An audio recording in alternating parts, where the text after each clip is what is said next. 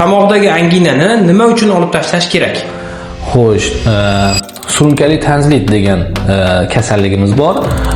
Bunda asosan belgilari bo'ladi. Ya'ni og'izda yoqimsiz hid kelishi, bundan tashqari tomoqni yiliga 3 marotabadan ko'p yiringli folikulyar angina bo'lishi yoki lokular angina bo'lishi bu surunkali tanzlit tashxisini qo'yishimizga asos bo'ladi. Endi buni qachon olib tashlash kerak, qachon davolash kerak degan savol juda ko'p bizga murojaat qilishadi. Olib tashlash uchun aniq bir ko'rsatma bo'lishi kerak. Bunda organizmga organik o'zgarish berayotgan bo'lishi kerak surunkali tanzlit. Bu nima? Bu asosan oyoq-qo'l bo'g'imlaridagi og'riq, ya'ni revmatizm kasalligi, yurak ichki devorining yallig'lanishi endokardit chaqiradi hamda pochkaga glomerulonefrit kasalligini berishi mumkin.